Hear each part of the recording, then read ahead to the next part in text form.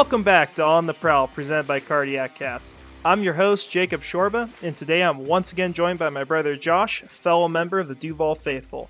Today, we're going to be talking about your first place Jacksonville Jaguars. Can you believe it? So, do you enjoy that Christmas miracle? I very much enjoyed that. I thought my gift unwrapping was over, but apparently Jacksonville had one more for me. Actually, I guess technically Houston would be who I credited for that, right?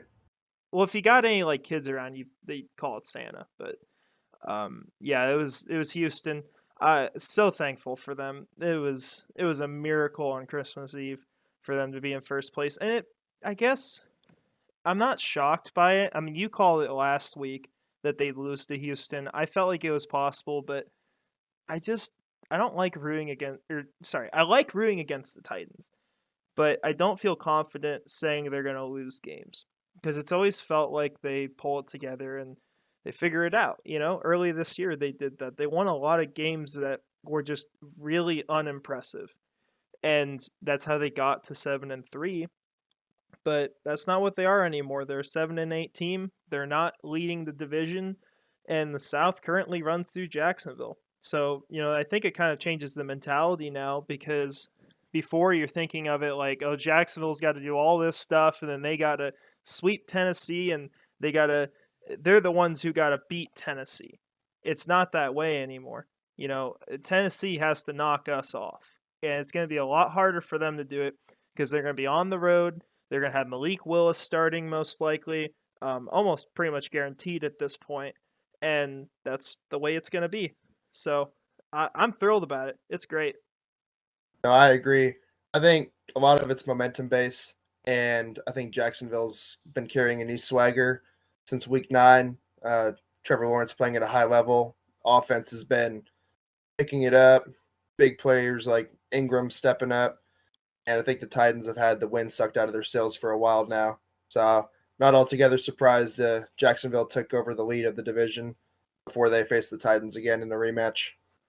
Yeah, I think what really killed the Titans at the end of the day was when Jacksonville went up there and beat them. I think it showed a lot. And it showed that, quite frankly, this division is not just going to be given to them every year. That time's over. It's going to be very different for the next few years. It could be competitive next year. We'll talk about that today and, kind of who we fear the most in the future. But it's very clear Jacksonville's the favorite right now. They're probably going to be the favorite next year without something insane happening to one of these teams. It's a good time to be a Jaguars fan. So very much so. Yeah, with that, we're going to go ahead and we're going to start talking about everything around the NFL and do our weekly recap.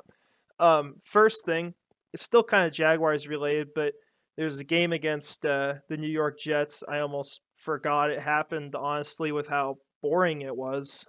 But it was a very forgettable game. It was really forgettable. But I think the one thing that people will not forget from this game is the end of Zach Wilson. We saw him put up a really bad game. He just, he did not look the part of an NFL quarterback. He can't hit receivers. He's just, every deep shot is into triple coverage. He just looks lost. And you can clearly see that the Jets don't fight for this guy. They don't feel bad when he gets sacked. They don't feel bad when they're not putting in 100% effort for him because they don't believe in him. And the guy has no accountability. He can't take blame for anything that's going on. He's just sitting on the sideline smiling. The whole game, they show that, 50 times throughout the broadcast, him just hanging out, talking to friends on the sidelines. Well, Strevler takes his job. It's just... It's really disappointing, and I feel terrible for Jets fans because there were so many good players at the top of that draft. And what they should have done from the get-go was to go get Fields and, choose the right quarterback, choose the clear, obvious second-best quarterback. But they bought into the hype like everyone else, and they chose Sam Darnold 2.0. Yeah, I think Sam Darnold would be a good comparison for Zach Wilson, honestly. I'm going to stop short of saying that his career is over, however. If you look at some of the current starting quarterbacks in the NFL, like Sam Darnold, David Mills, Geno Smith, Nick Foles, Andy Dalton, Brock Purdy, Trace McSorley. Like, it makes me think of that scene in Dumb and Dumber where he's saying, "So you're telling me there's a chance?" So I feel Zach Wilson could land with another team. I think the fans will riot and maybe have a full-scale They mutiny if he should. steps back into MetLife Stadium, unless he steps back in as a member of the team that the Jets are playing. Then in that case, they may not riot. Maybe they'll like boo him or something, but I don't see the pitchforks and the torches coming out. I think they'll be cheering because they know the offense on the air side won't be able to score more than 3 points. So that'll be good. But Probably. That's like honestly, another bye week. it really is. But in all honesty, what team do you think would even give him a chance? Is there one out there? He's not even being activated this week. He is not good enough to even be activated to the roster. That means like that if they had injuries, they would start like their punter at quarterback over Zach Wilson. Yeah, I mean it's kind of hard. Like you were saying, what's the quarterback's name that replaced him? How do you pronounce that? Chris Streveler. Streveler. He was like their fourth round guy, like basically a run first gadget kind of quarterback. He was he's a quarterback That's, from the CFL. He's from Canada. oh my. He was apparently popular up there, but yeah, I don't know if he can throw the ball more than 15 yards based off what I saw on Thursday. Yeah, Zach Wilson could very well be the next Johnny Manziel, because Manziel's career went a very similar direction to what his is going right now. So, I mean, kind of sad to see. I didn't root against the guy. Maybe if he'd gone over 40 on more of his throws, might have had a chance. Personal shots aside, I think the guy has a chance in the future. I don't know with what team. There's always injuries and things that happen. 32 different teams in the league, several journeymen. I mean, look at like Blaine Gabbert. He's been around forever. Probably shouldn't even have a backup job, but he's on the Tampa Bay Buccaneers right now. So I don't know. I'm not going to say it's over yet. Yeah, and maybe he's the next Geno Smith, man. I'm sure you're holding out hope for that, knowing you're a Gabbert fan. 10 years, just give him 10 years, a decade. Yeah, he just needed to He'll get it develop. together. He'll be fine. Yeah. You really wonder what the Jets do at quarterback now for the next season, because I think Mike White makes sense, but I think that experiment would end pretty fast in the season. It's sort of similar like how Heineke I think he was benched on Saturday or Sunday when he was playing, because I know Carson Wentz stepped in again. I don't see White being the guy. I think it's sort of like a low grade version of Minshew, where you think you got something, and in reality, it's not really your future.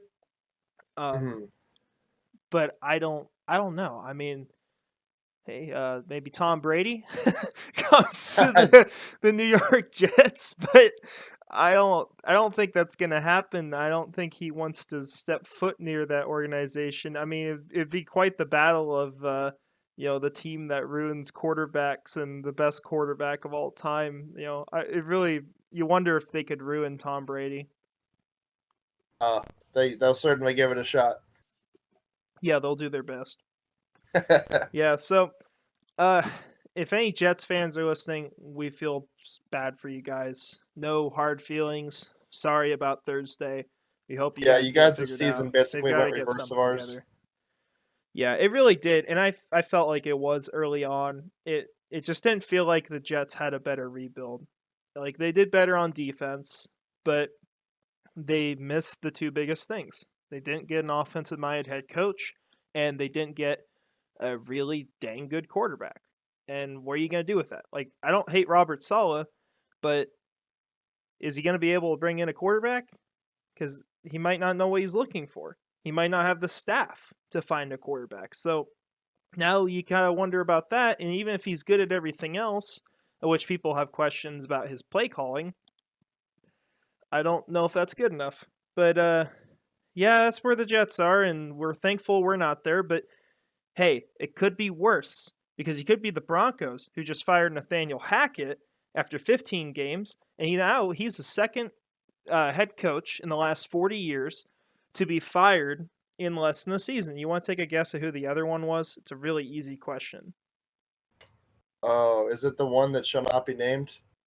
Yeah, that guy. That He who guy? That one? shall not be named. Yeah, we won't name his name on the show. That won't happen.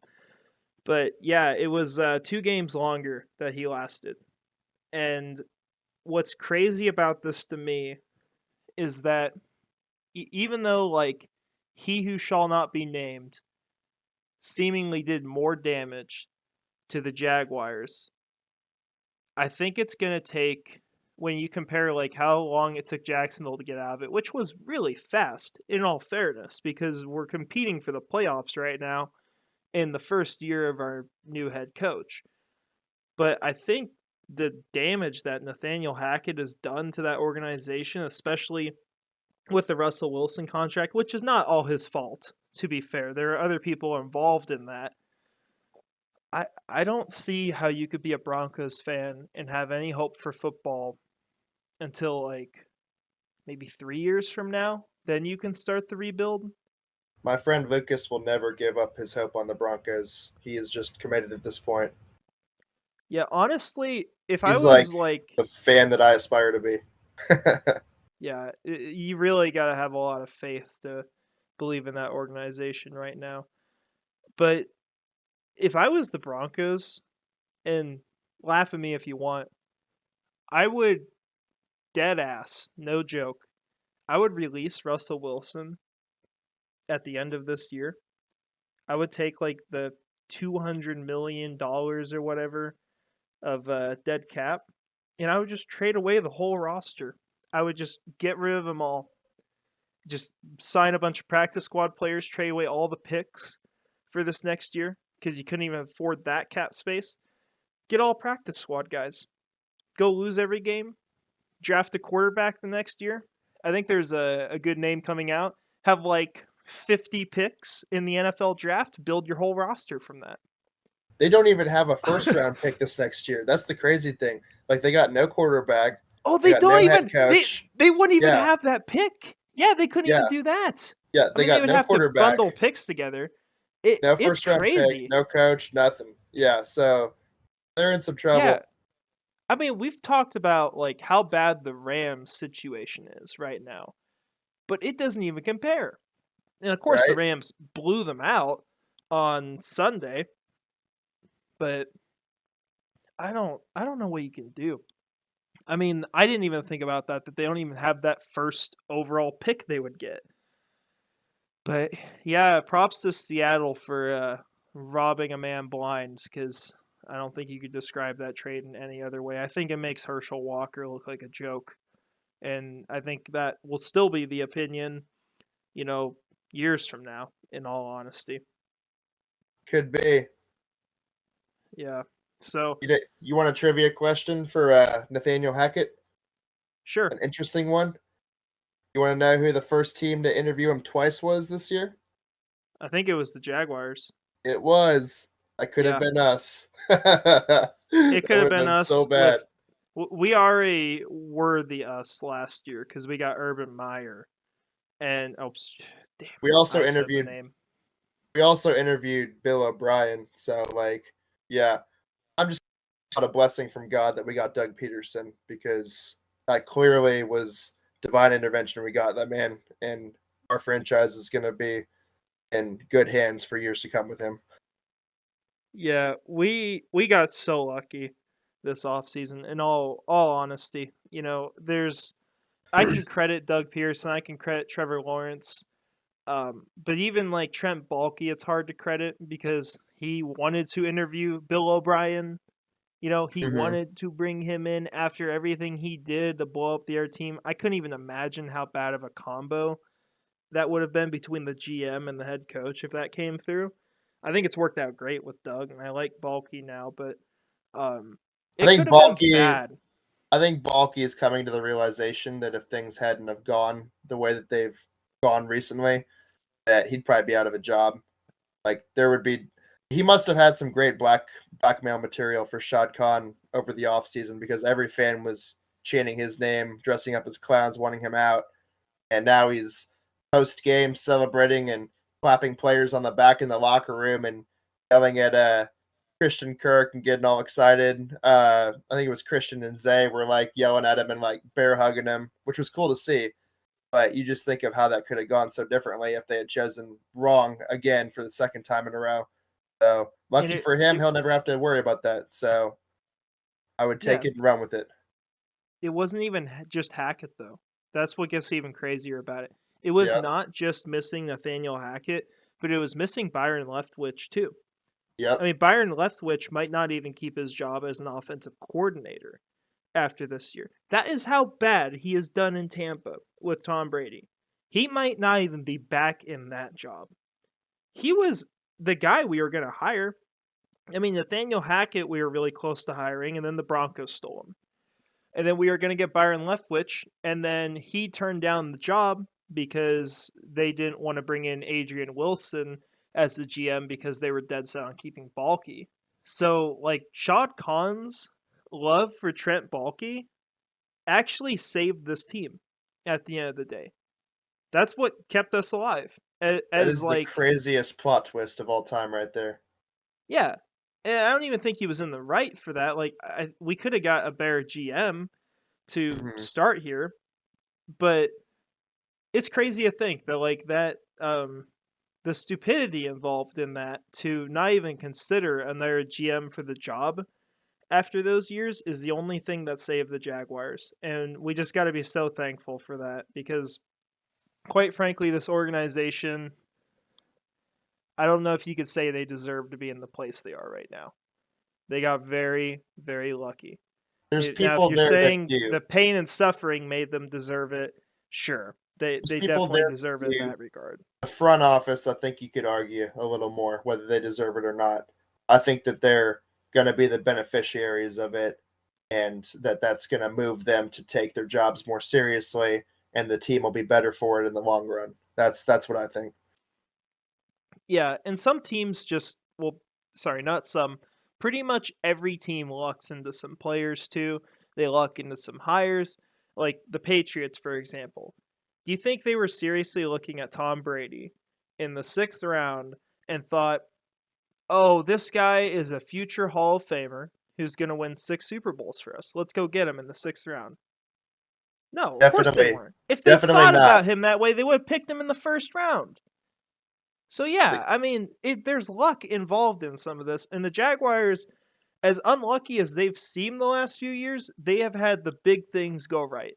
And that's why this team is where it is right now, and why this team could go far in the playoffs this year after being worst in the league last year. Yes. Going back to the Tom Brady subject, only back then did Tom Brady know that one day he would become Tom Brady. So I just had to throw that out there. Also, the beautiful part of that story, I believe it was the day after he got drafted by New England, he met with Robert Kraft, and he told him that he's the 6th round pick from the prior night's draft, and Robert Kraft basically didn't think anything of it, and he said, I'm the best damn choice this organization ever made. And that was true. Yep. I remember you saying that to me before. Yep, cool story. A lot of players will say that stuff, but yeah, he definitely backed it up. But it's crazy to think of how lucky this organization is, and we just gotta enjoy it as fans because we haven't had much to enjoy. But it's a really good time right now, and it's only going to get better. We might have divisional competitors in the future. Other teams will rise up from the ashes, but Jacksonville is in a fantastic place right now, and I think it's very fair to say that this team should be competing in a Super Bowl pretty soon. Maybe Very not this soon. year, but I think it's going to be pretty soon. Other topics from this last week. Detroit started the season 1-6, and now they went on a 6-1 streak to get 7-7, and they choked against the Panthers. After that huge run, just to get back in it, they choked. And now the Panthers, after beating them, are 1 game behind Tampa still. And you want to take a guess who they play this week? That would be Tampa. Yeah. They're playing probably for the division title this week. As Yep. crazy as it is, I've never seen a team essentially be the first to go into a rebuild in the season and then end up competing for the division title. And if they win it, if they do that, they would knock off Tom Brady to do it. Just to think of how insane that is. But, that's a story in this, but for the Lions, I mean, that has to be heartbreaking to go that far, to go that long with that many wins and to come up short. I mean, it would be like if Jacksonville lost to Tennessee. Hopefully, that is not foreshadowing. I don't think it is, to be very clear, but that would be the equivalent of it. For the Lions to have dropped that game, they shouldn't have lost, and now they're sitting on the outside by far. Their playoff chances are much lower. Green Bay is arguably more competitive right now. Green Bay just It had just doesn't look 4 good. scenarios that they needed to pan out. Not only that, they beat the Dolphins on top of it to keep their playoff hopes alive. And now all they're looking at is winning out. They have to win out to make the playoffs for sure. But they also have 2 more scenarios that need to happen. They need the Commanders to drop a game, or they need the Giants to lose 2 games. But with Detroit just coughing one up against the Panthers, I would say Green Bay beating a team like Miami would put the momentum in their camp. And Aaron Rodgers, as lackluster of a season he's had, he has the playoff experience, and I'm sure he's got the capability, to bring his team to the playoffs when it's crunch time. Yeah, I think they're gonna make the playoffs. I do too. Honestly, I probably once every month or so, I sit down, I just predict the games for the rest of the year, and it's kind of fun to do because you can look back at it and see if you were right or wrong. And the last time I did it, I just kind of went through them the way I thought they would pan out, and Green Bay was the 7th seed. It's not very unlikely that they make the playoffs, and now I think they're at like a 37% chance last time I checked, I but didn't they're check right the there. percentage. It's something like that, and they were at like 3 the other day. The best part So it's about sort of similar to Jacksonville. definitely the best part about Green Bay's win was I think it's Jair Alexander, his interview after the game. Go watch that if I you haven't saw watched that. that because it was comical. I watched it. Yeah, it was good. He was like a little kid on an airplane for the first time. That was like what I was watching. Yeah, he was fun to listen to. I've never heard him talk before, but yeah, he was he was a good interview to have after the game. For sure. I think you're talking about like all these teams having to lose. That was across the board, pretty much with all of the competitors right now who are trying to make the playoffs. Did you notice that? Like, the Chargers won, Yep. but the Dolphins lost, the Jets lost, the Patriots lost, and then the 3 teams you mentioned lost in the NFC. Mm-hmm. Like, there were just a ton of teams that lost. Titans lost. Yep. I guess I don't know what that would be attributed to. I guess better teams beating them or bad teams beating them. But there's going to be a lot of more than usual for the amount of playoff contenders that don't have a 500 record or much better than that. Like, I think Jacksonville will get to 9-8, but Tampa, they might get in at 8-9. And then you got the man, I mean, maybe Jacksonville the Patriots, is now the best the team in Steelers. Florida. They are. They've been the best team in Florida for a while now, in my opinion. The Dolphins have been on a losing streak. The Buccaneers are so clearly about to explode because I'm sorry, Brady's not staying there. I just had to I don't say it that believe way that. because I needed to hear myself say that Jacksonville was the best team in Florida. I'm still getting used to it. Yeah, It's great. yeah. Well, you're gonna be used to it for a while Oh, yes. with the way things are 15 looking. to And 20 now years. Tua's out. Yeah, Tua got injured again. I have an he's idea. Concussed after this game. I have an idea as to who will take his place, and I'll tell you later when we get to that part. Oh, I already know the answer, but yeah, I'll just pretend I don't. Okay. Yeah, so that's kind of the big things we took out of this last week. But there's just a lot of craziness, a lot of teams disappointing. The Wilson quarterbacks, Hmm. you definitely don't want that last name if you're an NFL player right now. But yeah, we'll go ahead. We've talked a little bit about Jacksonville, but we'll just go ahead and we'll move into that fully, and we'll talk about all things Duval. So I've got three things I want to talk about today. And the first thing is the big question people have been talking about. Pretty much everyone's been asked this. Everyone's given their opinion. People like to give their opinions, if you didn't know. That's a favorite pastime That's a when thing. we're not at work. Go on Facebook and say how I feel about every subject in the world and pretend people care. That's technically what we're doing right now. But the big question this week has been if the Jaguars should rest their starters against the Texans. And I think the answer to that is already made very clearly, especially because the Jaguars still have a chance to make it in on the 7th seed if they lose against the Titans. Or, yeah, it would be against the Titans. That's the only way they could be the 7th seed. But how do you feel about that? I don't see it happening. I think the coaching staff and the players have said over and over that every game they're treating like a lifeline game to keep their playoff hopes alive.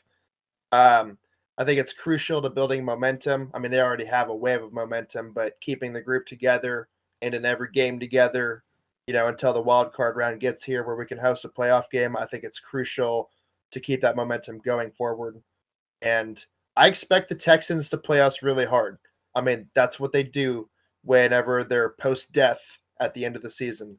They meet up with all these teams like the Chiefs or the Cowboys the last few weeks, and then they're like, you know what?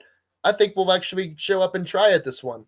It's kind of like what Miami used to do to the Patriots the second time they faced them every year. Is like just circle that one on the calendar, play as hard as you can, and try and steal a win. Like they got nothing to lose at this point. They probably got the first pick in the draft. They got nothing. Well, They're the disruptor factor. well. That is a topic to talk about because the Texans, if they beat us on Sunday, they do not hold the first overall pick anymore. Unless the Oh, Bears win, they would lose it. And I just want to run a scenario by you really quick. And this would be good for the AFC South, by the way, in terms of what we want. Say the Texans either upset us this weekend or they beat the Colts in Week 18, which I think that will happen. I think they're going to win that last game. mhm. Um, if they do that and the Bears lose out, which I'll actually look up the Bears schedule as we're talking about this. Okay, the Bears play the Lions and the Vikings. Okay, so they're The probably Bears losing both those are games. losing out. Yeah. Yeah, they're not winning those. The Bears could control the first overall pick in this draft while having a franchise quarterback and be able to trade that to anyone who wants it. Anyone in the NFL. Think about how crazy that could get. That It could might get not be the dicey. Texans holding on to it. And you kind of wonder if the Texans do anything to like secure that. You know what I'm saying? Like where they don't win these They games. deliberately But at the implode. same time, I don't think they will. I think they're going to try to win these games. I think that, man, that's hard because Chicago gets into first place in the draft. Then I don't think Houston's going to move up to trade with them. You see Bryce Young going to Houston in just about every mock draft there is. I would say it really depends on who they want at quarterback. If they feel there's more than just Bryce Young that they could, I mean, you still got the offseason, the CJ combine. Stroud. Yeah, there's tons of Will Levis. I mean, there's lots of guys out there that they could have their eyes on that we don't know about, and their mind will probably change a million times before draft night in April. So it's hard to say. I do think that they'll come out and try to win, but it's got to be at least in the back of their mind the scenario where Chicago gets the first pick from them. I hope it happens. I really do. I think that would make the draft so much more interesting This is this why next year. And of course, we don't want the division to have the king's ransom, the big choice of whatever quarterback they want for the future, because the Texans could get scary. Foreshadowing what we'll talk about at the end of the segment. They could get scary if they get the right quarterback. This is why I feel like they should get rid of the Pro Bowl and replace it with a game between the two worst teams, and whoever wins gets the first draft pick. Because imagine, if you will, just how interesting that would be to watch and entertaining. I mean, straight up, I would watch it. I'm not even a fan of either team. So, I mean, I'm just saying. I would watch it too. The only thing is that it would defeat the purpose of what the first overall pick is supposed to be. That's true. And it's a pick that's awarded to the worst team in the NFL. So it should be awarded to whoever would lose that game. If it was awarded to whoever lost that game, and that game had no bearing on the standings or anything, or the success that year, both teams would try to lose that game.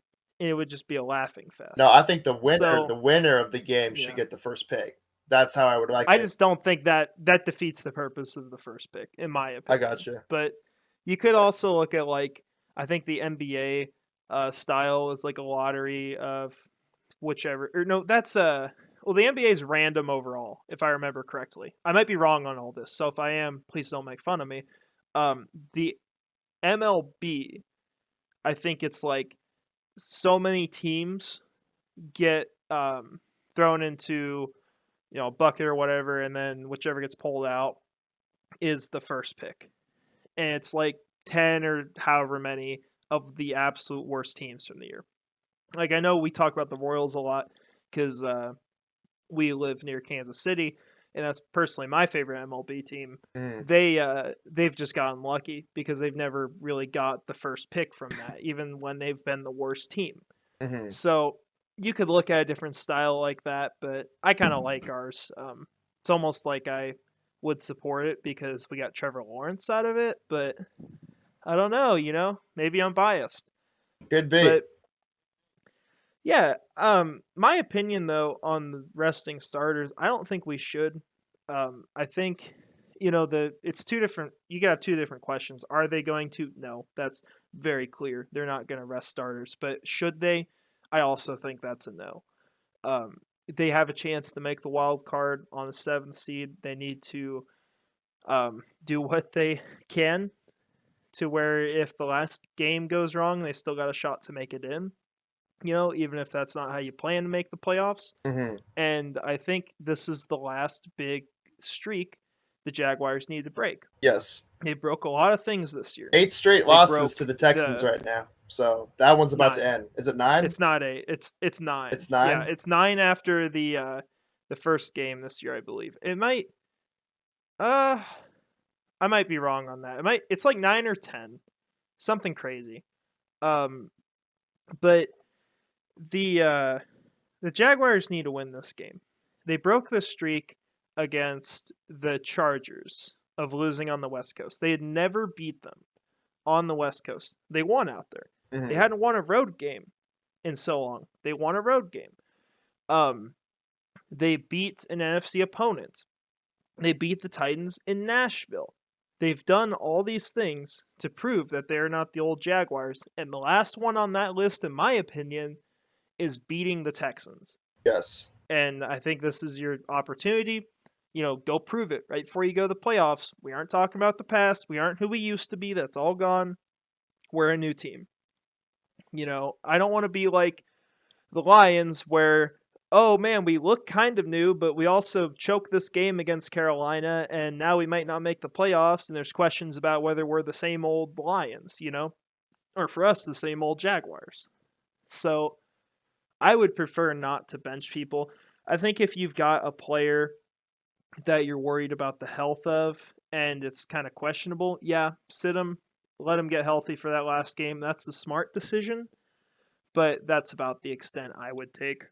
I would agree with that. Yeah. Well, the next question I've got, obviously we love Doug Peterson. I don't know of any fan who doesn't right now. I have yet to see that take. He's kind of a good guy. I'm just saying. Yeah.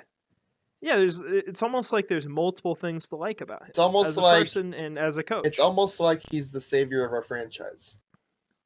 I might be over exaggerating though. Yeah, so with how he's played this year, or how he's called plays as a head coach and what he's done in Jacksonville, assuming they make the playoffs, they finish this out, do you think that Doug Peterson, out of every coach in the NFL, all 32, should be the coach of the year? Right now, yes. And I've thought so most of this year, even when they had their 5 game losing streak. In fact, the only coach that I felt really came close or was competitive with him was Mike McDaniels. But since Mike McDaniels decided to wear that I wish it was colder shirt, his team's gone 0-4 since he wore it. Yeah. So he should probably like burn that shirt because he cursed his team. And the Dolphins might actually miss the playoffs now. And this is just another guess, but I think Tom Brady might be their quarterback next year. But back to Doug Peterson. Wow, I would have never guessed you would say it. I know. It's like a Man, total surprise. wow. Yeah. Yeah, it's like they talked to him over the last offseason and tried to get him in that way. Did they lose a first round pick because of that? Yeah, something like that. It's the Dolphins. They just make it up as they go. But back to Doug Peterson. He has just shown complete and total poise. He's got control of the team. He has not panicked. I mean, a lot of coaches, once their team's going 2-6, they're probably panicking, thinking about their job. But he continues to show those players, the Jaguars players, that he believes in them. You know, that this isn't an overnight fix. He is stuck by their side, encouraged them, rallied around them, and, gotten them to believe in themselves. It completely shifted the team's identity. So to go from 2-6 to 8-8 is a clear testament to his hard work, his game planning, and his attitude. You got guys that are having career years, Zay Jones, Christian Kirk, Trevor Lawrence, that Doug Peterson has completely fixed in terms of their confidence. And Evan Ingram. Yes, I forgot about him. I'm sorry. But no doubt, Doug Peterson's the favorite right now. And that's not just my biased opinion. That I think a lot of people see that argument and it would make them. If the NFL was fair, he would run away with this. 100%. Yes. There should be no doubt that he should run away with it, but he will not win it because they will choose a big name. They're going to choose a guy from the NFC East probably. It will probably be Brian Dable or it'll be Nick Sirianni. Mm-hmm. And the reason why they'll do that is because they'll say, well, Giants are a bigger market, and they went to the playoffs. They had a great season overall the whole year. And they had a better record than Jacksonville. And if it's the Eagles, they'll just say, well, they beat them, and they were like probably 15-2 or 14-3 to finish the year, whatever they finish at. Mm-hmm. That will probably be the argument they make. But in my mind, there should be absolutely no doubt that Doug Peterson is the coach of the year because he took over a locker room that had no faith in the staff surrounding them at all. No faith in anyone. They thought this franchise was cursed. I mean, it was the worst time in Jacksonville history out of this year, the year that passed.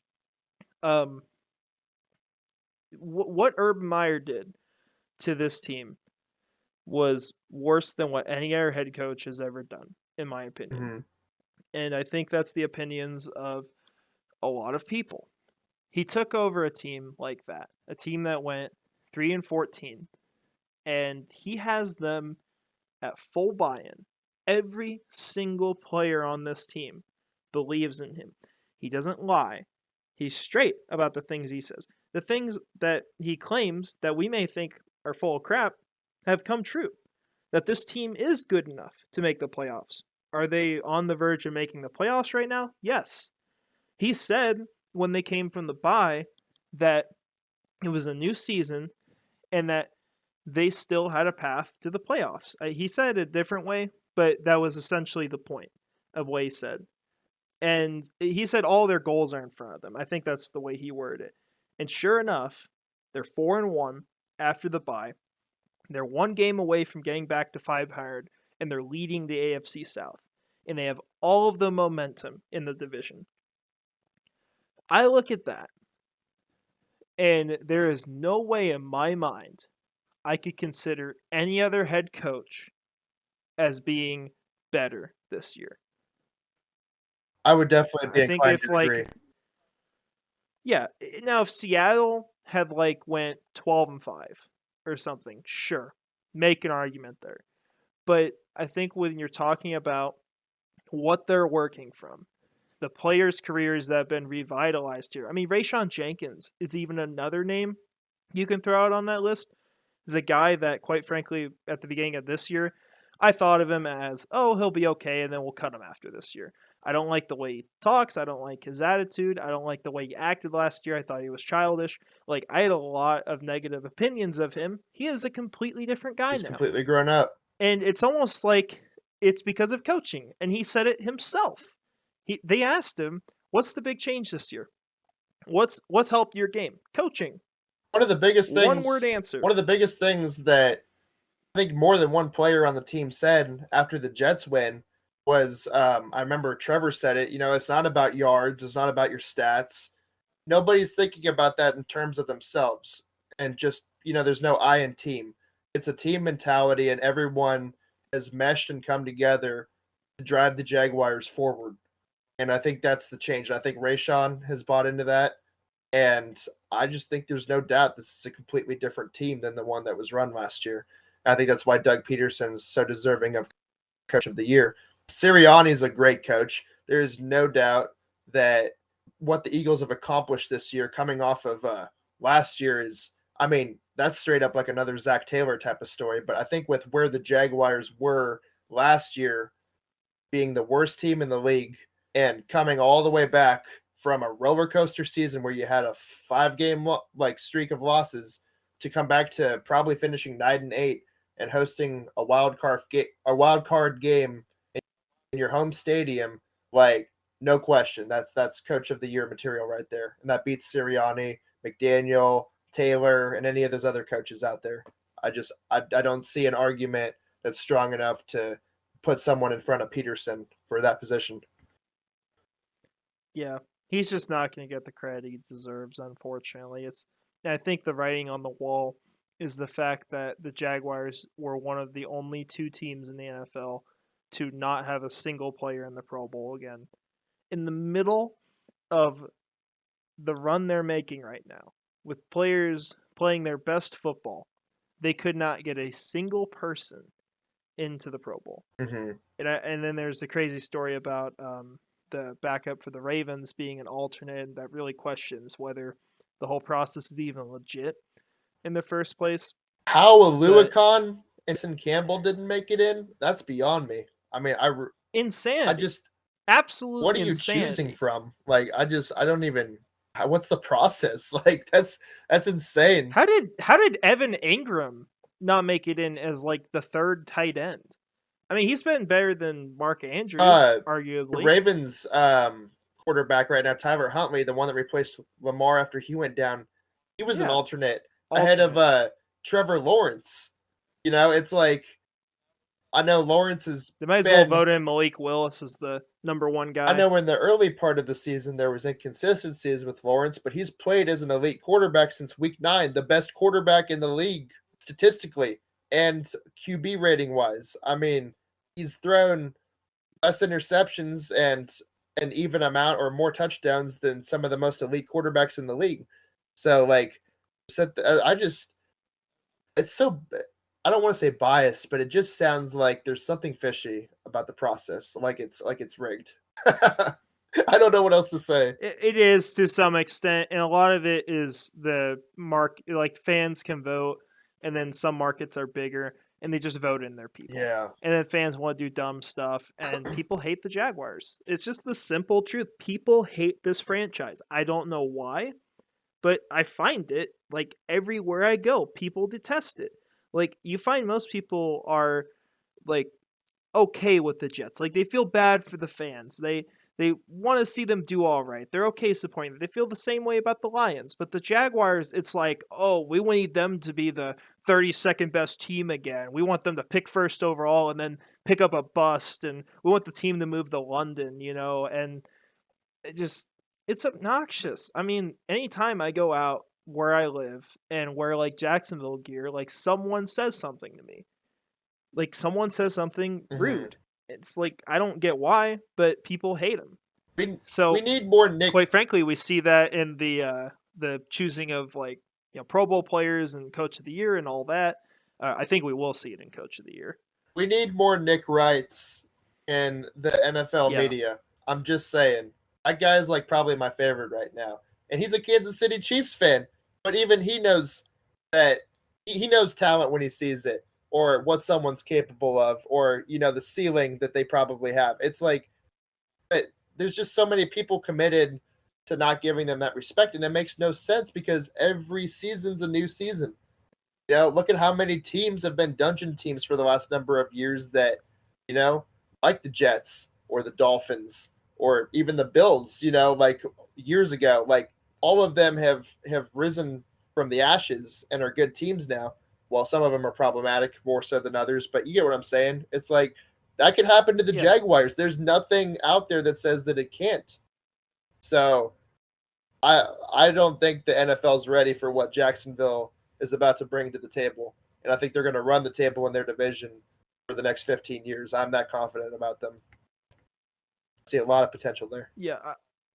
I don't know about 15 straight, but they're going to be winning the majority of them over the next 15 years unless one of these other franchises strikes gold. I'm not saying every year, We'll but I'm actually saying they're wrap going to up be. with that conversation for the section. I was just saying they're going to be the best team consistently there. They should be. I think out of the teams that are in the AFC South, like the one that scares me the most right now is probably Houston, just because they've owned us the most, and they're the only team that's actually got a rebuild going for a while now. Problem with Houston is still that the talent isn't really there to go to the playoffs, but they're also going to have draft picks this offseason to where they could like just hit a quarterback wide receiver duo that's absolutely nuts. I mean, they could get Bryce Young and Quentin Johnston in the same draft and see both of those players be great in the NFL. Like there's a path for them to be really competitive next year. The Titans, I think, are going to be entering an at least partial rebuild after this year. I think they have to. They're not going to win the division with the team they have right now. And the Colts, I actually think they've honestly destroyed their culture there. I think they killed it the last 5 years. What they've done since Andrew Luck, I think they have absolutely murdered the culture in Indianapolis. And I don't think they're going to be a really good team for a while. I think the And Vikings of all the loss teams was in the division, they're probably the one rock that probably bottom. has the least hope. That was bad. That was really bad. But I just think what they've done with the short-term solutions that don't work out, they've killed their team, and I don't think they're going to do much for a while. But yeah, with that said, we're going to go ahead and we've already talked a little bit about the Texans in this upcoming week, but we'll go ahead and hop into the week to come. Alrighty. Jacksonville is going to be hanging out to Houston. It'll be a road game this time. They've faced Houston once this year. They lost 13-6. It was probably I think it's arguably the most embarrassing game this year. The only one it could be behind is Detroit, but it was the Tony Baselli ring game where he was honored as an inductee of the Hall of Fame. Houston stole Baselli from us in like 2000, and they came in and beat Jacksonville and started off a really bad streak of football for this team that nearly killed them on the year. What they did in week 5 was just embarrassing for this organization. And I'm sure that those players remember that. And I think with them learning a little more about the history of the Jaguars too, I think that they're really going to want this game bad. I think they're going to want it a lot more than Houston. Yeah, that's not exactly the best way to honor your franchise's first Hall of Fame inductee to lose to Houston. But you know what? Jacksonville has had several milestones they've overcome these last few weeks, and they have a wave of momentum right now and playoff hopes that are clearly alive. So I would say my prediction for the game, I think, is that it's close through the first half, and I think Jacksonville pulls away in the second. I think There's several keys, which I don't know if you want to talk about that now or later. Are you doing that later?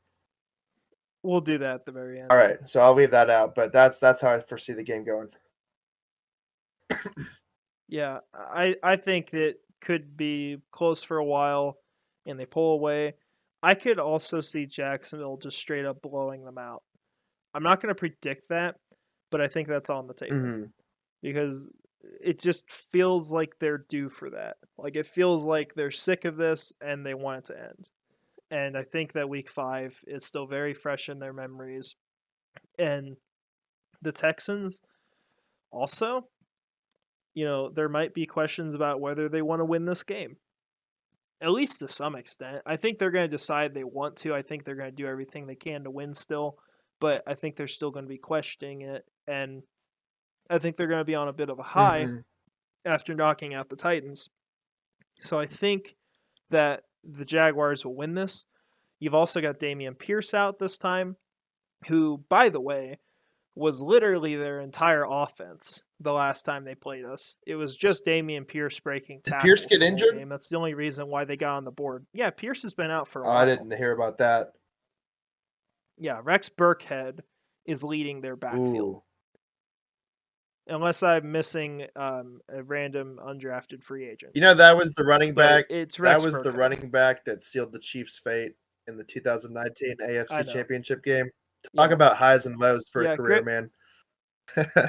Griffin reminded me of that the other day. So if he listens to this, he probably just ruined his day. But yeah, he's that guy. I think this is going to be a good game, though. I think they're going to show up. I think they're going to take care of business. And they're just going to be better prepared for this game. They're in a much better position. The mentality is way better. They are not going to be sleeping on the Texans.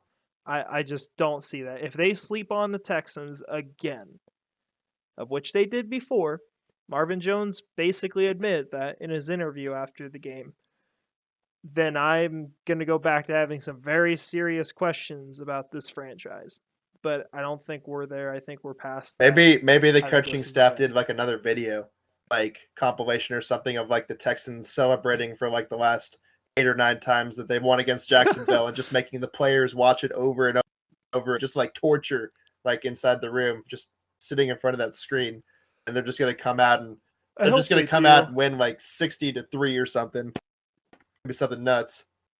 I think that would be great. This team needs to see that. Yeah.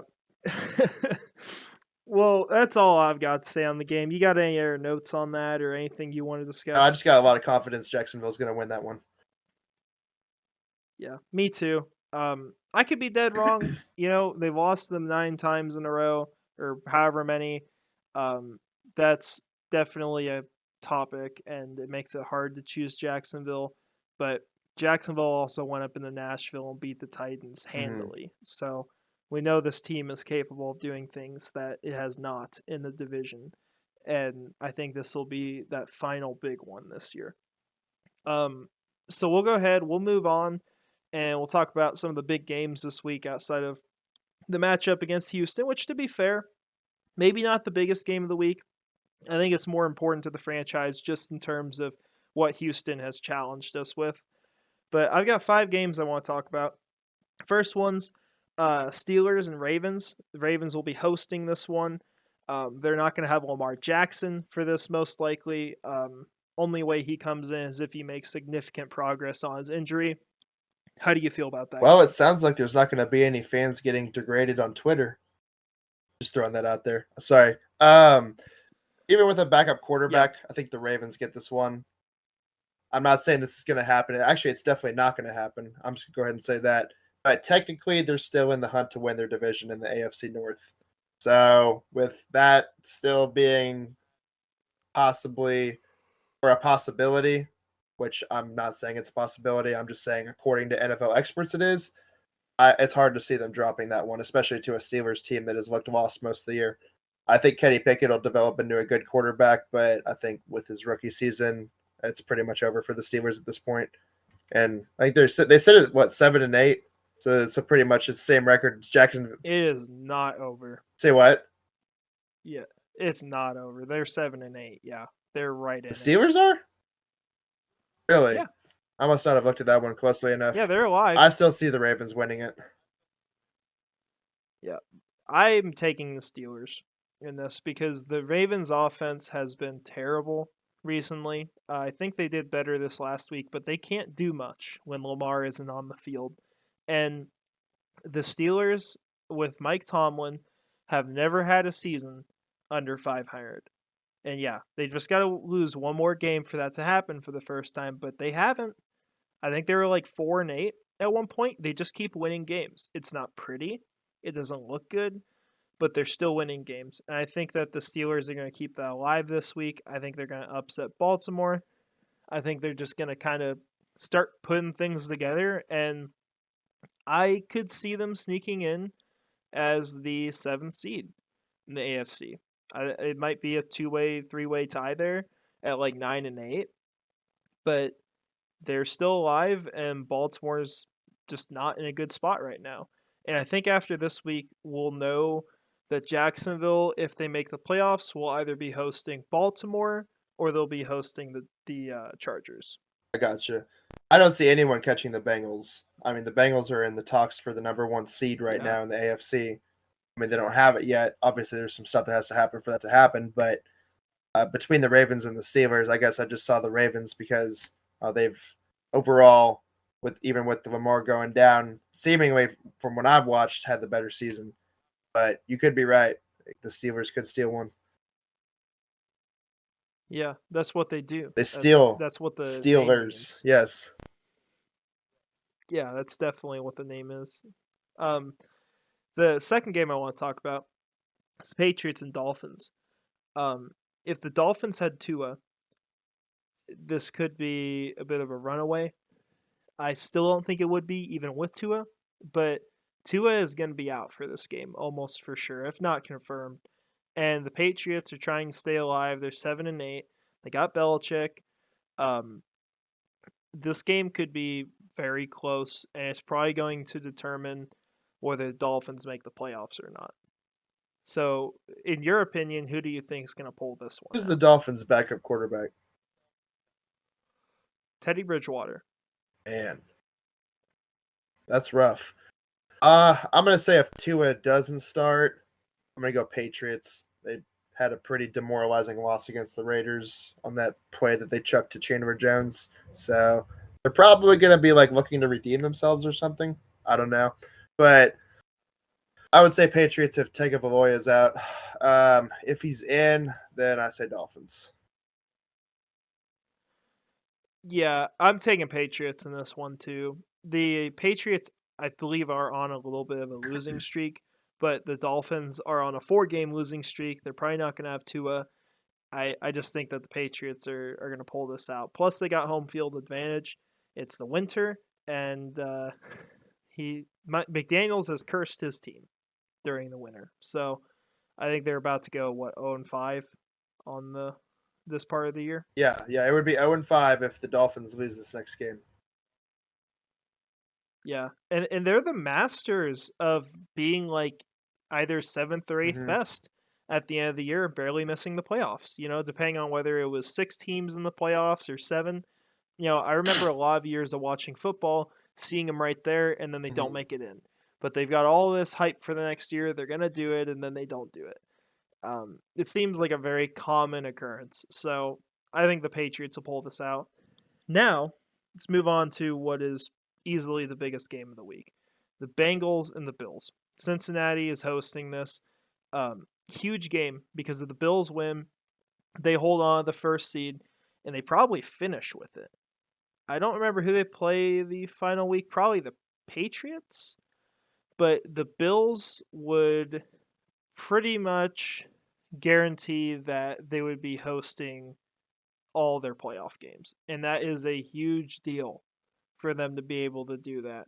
So this is big for them, but at the same time, the Bengals could still win the first seed if they beat the Bills and the Chiefs drop to either Denver or Las Vegas. And I think that's possible. I'm not necessarily predicting it, but I think they could drop that last game, and the Bengals could be the first seed at the end of the day. So who do you got? But the Bengals have won their last 7, and Buffalo has won their last 6. Someone has to lose this game. Technically, they could tie, but I don't see that happening. Actually, I think that's a highly unlikely Please no. scenario. That would really throw everything up in the air if that were to happen. I'm gonna say the Bengals. They're at home. I think a lot of more people have been talking about Joe Burrow having that it factor. I think Josh Allen definitely has it too, but I think it's going to be insanely close. I just have a feeling that Cincinnati is going to find a way to win because, I mean, Cincinnati's beat Kansas City in their last 3 matchups with them. Kansas City is a great team. You know, Buffalo is also a very well put together, well coached team. But I think the Bengals just have just a little more momentum with the win streak and the fact that they're at home. So I think with that, with Burrow's elevated play as the season's gone on, and Jamar Chase getting healthy again, and T. Higgins' success, Joe Mixon's success, I see the Bengals getting this one, just barely though. Yeah, I'm on your side with that too. I've had the Bengals winning this for probably over a month at this point. They clearly show up in the big games. They proved it last year with their playoff run. They proved it when they beat the Chiefs 3 times in a row with Burrow. I just think that they're going to win this game. Now, I could also see the Bills winning to clutch it out, but they have not looked as good as they should. And the Bengals are a good football team right now. They're not good, they're great. And I think that they could very well end the season as the number 1 seed. So I think the way this weekend's, I think the Bills lose. I think the Chiefs take the first seed, and it'll really come down to whether the Raiders can win that last game or not. I've never found myself. Wait, who did the Raiders play in the last week? Oh Chiefs. my gosh, I'm going to be a big Raiders fan that week. Yeah, I will just not watch that game. That'll be painful for sure. I don't like. I'm not. I don't know. I don't like the Raiders very much. But I also don't want the Chiefs to be the first seed because I don't want Jacksonville to have to head into Arrowhead in the playoffs if they win the first week, because it will probably be a home sweep in the first round with the way the playoffs are looking. So I don't want that. I'd rather play Cincinnati. Joe Burrow and Trevor Lawrence, divisional AFC Championship game. We were just talking about this not that long ago. Well, I think, yeah, that would be great. What I want to see is I want to see them match up in the divisional. Well, the Chiefs and Bills play each other on the other side of the divisional. But I don't know if that'll happen. That's projection. We'll see. Speaking of playoff impact, though, there is what is essentially the NFC South championship game this weekend. Bucks and Panthers. The Buccaneers look awful, disgusting, terrible team this year. Tom Brady trying to drag a corpse, and Tom Brady himself is dying as he's doing it, throwing interceptions. And then you got the Panthers, who have had like 100 different quarterbacks this year, blew up their team at the start of the year, traded their best player, and somehow doing that became better. And now the Panthers, if they could beat the Bucks, would control their own destiny, lead the division, and if they could win the last week, they would make the playoffs. So, who do you think is going to win this? I know I'm going your to tell answer, you exactly how this is going to go, I'll okay? still Because I've ask. watched this a few times throughout the last few weeks, so I'm confident this is how it's going to go. 2 minutes left, fourth quarter. Sam Darnold engineers a long touchdown drive, and the Panthers take the lead and start celebrating. 2 minutes left on the clock for Brady. Brady answers, and they put up a touchdown to get in the lead with like 2 seconds to go, and the Bucks finish them off. That's my prediction. Yeah. It's gonna look like the Yeah. it's gonna be like the Saints game, the Cardinals game the other night. It's gonna look like complete and utter dog crap for the Bucks the entire way through. There's not gonna be a glimmer of hope or a seeming chance that they have a chance in hell to win. And then Brady's heroics are just gonna come in last second and just gonna drag that dead corpse over the finish line. The Buccaneers hosting the Cowboys and beating them in the playoffs is It's gonna destiny. happen. It is absolutely destiny. And I think that they're going to win this game. I think they squeak it out. But this could go to the Panthers. It's possible. It's going to come down to the wire, though. This game might be the best game of the week, partially for comedic value. And it would probably be beautiful to a lot of NFL fans if Sam Darnold was the one to knock off the Tom Brady Tampa Bay Buccaneers. But I don't think that's going to happen. Final game that we'll talk about. Packers and Vikings at Lambeau Field. Packers fighting for their playoff lives. Quite frankly, I think they'll make it to the playoffs. They had everything go right last week. They're right there in the mix. They've got to win this, and the Vikings, I believe, are fighting with the 49ers for playoff seeding right now. So, in this game, what is your prediction? Who do you think is You going to really win want this? to know? Are you ready for this? Sure. Minnesota lays an egg, an Sure. absolute egg, and Yep. it's hard to say it that way because Minnesota's had so many impressive moments. They've clinched the division. They've obviously been way better off under Kevin O'Connell than they were Mike Zimmer, and I'm not trying to take anything away from them, but Green Bay, just with all these scenarios that went right for them, overcoming Miami, as I was talking about earlier, I mean, they clearly have some momentum. You might get a Justin Jefferson, Jair Alexander matchup, which will be really fun to watch because they had Alexander covering Tyreek Hill in that game. And Jefferson is trying to become the first receiver in NFL history to amass 2,000 yards. That means he needs like 130 or 140 yards, I think, per game these last two games. So he's going to be a factor no matter what, no matter how the game swings.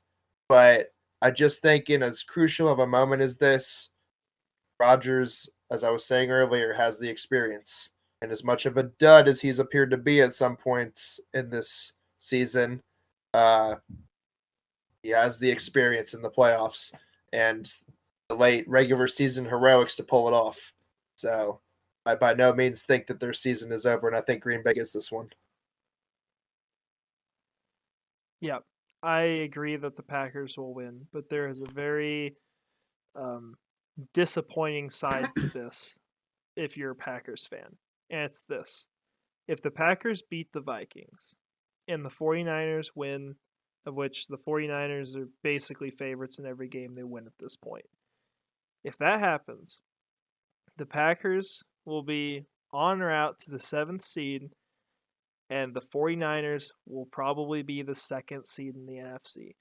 That means that the Packers would probably have to head to San Francisco, to Santa Clara, and face the 49ers and lose to them for the 3rd year in a row in the playoffs. Yes, imagine if Brock Purdy will be their starter. He's still the starter, right? Yes, they will lose to Brock Purdy in the playoffs. Aaron Rodgers is going to lose to a 12-year-old kid. Take it wherever you want. It's going to happen. It's destiny. They're going to make the playoffs at 9-8, and they're going to lose to Brock Purdy in the wild card round. It's happening. Just we'll see that happen live, when we travel down to Jacksonville for the playoff game, crossing my fingers. It will be great. But that's probably how that's going to end. So, that's my thoughts on it. We'll go ahead, we'll wrap this show up with our final section, what went right. So, if Jacksonville is able to break the streak against Houston, to beat them on the road, out of all the things in that game, what was the one thing that went right for the Jaguars? Or you could say, 2 or 3. Okay. So with Damian Pierce being out, that would make, I would assume, Brandon Cooks their biggest weapon on offense. And he is back. So yes. Obviously limiting Brandon Cooks's explosive plays and having good man-to-man or zone coverage or whatever they have against him. Would it be man-to-man? They play they want to play man-to-man, but I know Darius Williams is more of a zone guy. So whichever they choose, basically limiting his big play potential. or big plays just in general. I would say wearing the Houston defense down early. The Houston defense has looked pretty strong the last few weeks, especially with some of these better, more closer to juggernaut teams that they've faced. So I would say sustaining long drives, which Jacksonville's been successful at doing this year, that is a must and critical. They need to come out and score immediately. Don't take your time trying to score. Drive straight downfield on a long drive and put some points on the board. Touchdown, preferably. That, and Trevor just needs to trust his playmakers. Take shots. Don't be afraid. Keep the momentum that you've had these last several weeks, and just keep being you. Keep showing people why you belong with the biggest names in the league at quarterback. Yeah, I agree with all that. For me, I didn't write this down, but I think that the Jaguars need to treat this very similar to how they treated the Tennessee game. Treat this as a team that believes they will beat the Jaguars no matter what every single time. A team that doesn't respect Jacksonville, even if that's not true. They need to look at this game like that. I think the Jaguars, like you said, they need those long, effective drives. They need to control the clock. They need a good running game in this. But maybe the biggest thing with that is that we cannot afford fumbles. We can't afford the interceptions. He has to be clean with the football, and ETN needs to hold on to the dang thing, because every single game I watch him, he's bobbling it early in the game. He's nearly costing this team at the beginning of every single matchup, and it is so frustrating to watch. If he can just hold on to it and get rid of those issues, he's going to be a great running back, especially when we get him help on the offensive line. But that's how I look at it. I think those are the biggest keys to victory for Jacksonville, and I think they're going to get it done. I think they'll win this game pretty convincingly, and we'll be setting up for a really awesome Week 18 matchup. I agree. Last thing I'll throw out there, I think Travis Etienne is going to be the Jamar Chase of running backs. You got all these costly fumbles, except one was in training camp, that being Jamar. This one's, unfortunately during the regular season. But Travis Etienne is going to put it together, and he's going to be among the top, if not the top running back in the league by next year. I have full faith in the guy, and yes, he needs to eliminate the mistakes and the fumbles, but he's going to get there. I believe in him. I hope so, because that would be great if we could just have a really awesome running game. That's what Jacksonville's been known for. We've had guys like Fred Taylor, Maurice Jones-Drew, Fournette for a year, and then, he was okay after the year, but James Robinson. We need to be known for that. We need to have that mentality. We need to keep it. But yeah, I think we'll get this done. I think he'll be fine. So yeah, that's all I've got to say today. I think that's all we've got. We appreciate you joining us today for the latest episode of On the Prowl, presented by Cardiac Cats. Keep the faith. We're going to be back next week after Week 17.